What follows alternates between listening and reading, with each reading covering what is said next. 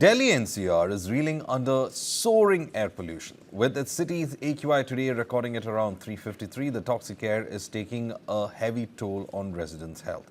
Now, medical experts warn that exposure to fine particles like PM 2.5 can cause patches in the lungs similar to those seen during COVID. Irritation and inflammation in the respiratory tract is also possible, and other respiratory problems are being reported as well from the residents of Delhi. Non-smokers are also at that increased risk of lung cancer, while children may experience impaired lung development. Patients with asthma or COPD face frequent hospitalizations, and long-term exposure can even affect bones, joints and musculoskeletal health. Major contributors to Delhi's pollution includes vehicles which release thick smoke containing PM10, nitrogen oxides and carbon dioxides. Now, with traffic jams and older vehicles worsening the problem, diesel trucks, construction dust, industries, brick kilns, double burning and farm fires all add to the amounts of PM 2.5, sulfur dioxide, carbon monoxide and black carbon to the air. Open garbage burning, road dust, population growth, power demand, diesel generators and even pollution drifting from nearby cities is further compounding the crisis. Winter weather traps these pollutants over Delhi, and weak enforcement of regulations allows pollution levels to remain dangerously high every day. Residents are urged to limit outdoor exposure, use masks and stay informed about air quality updates. Many hospitals are now reporting patients with the black patches in their lungs due to the increased air pollution in city areas. Symptoms indicate that much like COVID, deteriorating air quality is also causing patches in the lungs, highlighting the severe health risks of prolonged exposure.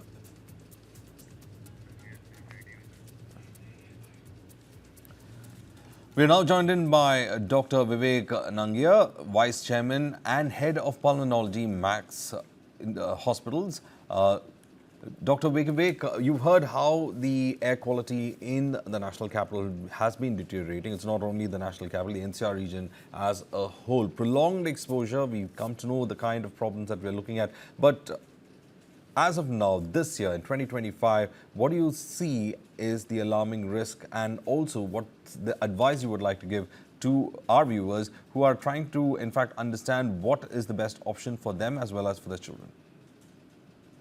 So basically what we're seeing these days is most people who are coming, what is best part is that they know that ever since this pollution levels have started rising or post Diwali, they started developing this cough, cold, chest congestion. So, like earlier years, one would have to explain to them why it's happening. Now they know that it's happening. So at least that level of awareness has come, which is very important. So most people that are coming to us these days in the OPD are suffering with cough, cold, chest congestion, tightness, wheezing, sore throat, frequent colds, and despite medication are not settling down, they're having to be given prolonged courses of steroids. And then there are emergencies that are coming with acute breathlessness, developing acute episodes of asthma, COPD. In fact, there was a study that was published about, I think, a couple of decades back, which actually showed that whenever the PM 2.5 particles rise beyond a certain limit, then the number of patients getting hospitalized with acute asthma and acute COPD and acute heart attacks also rises by nearly 20-25%. So, this is like becoming very common now to see patients lined up outside the OPD only for their chest congestion, which continues to be relentless and doesn't settle despite all medication. So the advice that I can give everybody right now is only that restrict your outdoor movement to bare essentials, and there's no question of any kind of strenuous physical activity outdoors. We have to go away from the concepts of morning walks, exercising outdoors, marathons, sports. So nothing outdoors at all. Stay indoors as much as possible. Keep your illnesses under check. If you have diabetes, hypertension, asthma, COPD, be on regular medication so that they are under control completely. And it's always a good idea for the asthmatics and the COPDs to carry their rescue inhalers with them.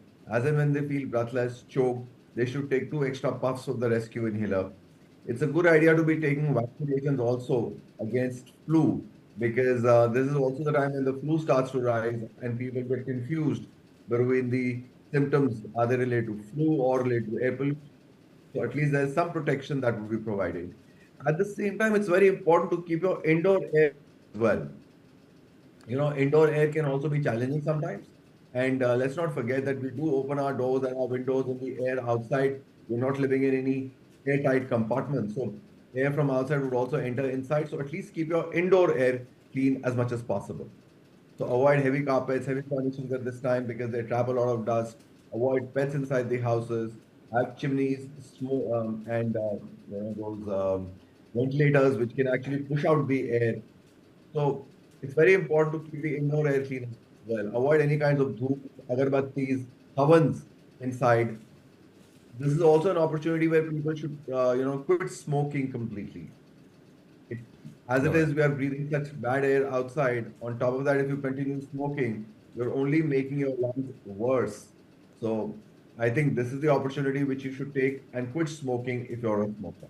So, Doctor, one particular aspect of it, a lot of people have been saying that diabetes, especially those who are diabetic, these pollutants have this ability to, in fact, have play haywire with their insulin production. Is it true? That's absolutely true. There's a recent study which has shown that diabetes remained uncontrolled in areas where the AQI was high. Not just diabetes, it's also been linked with dementia now, early onset dementia. It's also been linked with arthritis. There are studies which have shown that the AQI levels going up resulted in arthritic symptoms. And let's not forget, these are all studies from places where the AQI level, what they consider high, is around 50 to 100, not more than that. While in Delhi, what we're experiencing is AQI level beyond 400 or beyond 300 at least. So So you're saying that the test that were conducted is for AQI levels from 50 to 100. This is the kind of effect that we are looking at. what I'm trying to say is that when the AQI level was between 50, 100, 150, there were studies which have shown that there was an increase in the level of uncontrolled blood sugars, development of arthritis, early onset dementias. Imagine if we are staying in AQI of more than 300, what would the impact on us would be much higher than what the impact has been in those set of patients So where the AQI was how between long should 3,000. the exposure be to actually see this kind of a situation emerge? Initial, of course, when you're exposure, you have these, chest congestions, and those are the things it starts off with. But how long an exposure could, in fact, result in something that you say which it could become severe? So long-term exposure, there's no specific figure that you can attribute it to. Okay. But all the same, we know from studies that have been conducted that long-term implications can be far and wide, and starting with premature deaths, reducing your life expectancy. There was a study which was published in 2023, which clearly showed that the average lifespan in India has reduced by 5 years, and the lifespan in Delhi NCR has reduced by 11.9 years. What a hopping figure it is. And apart from that, of course, most of these deaths that happen prematurely is because of COPD, respiratory tract infections, heart attacks, lung cancers, and also we see patients developing brain strokes because of this. Children are developing asthma at a very early age, frequent allergies, respiratory tract infections. Tuberculosis is becoming more common. On one hand, we're talking about getting tuberculosis out of our country, and on the other hand, we are living in a circumstances where the incidence of these kind of infections is only rising.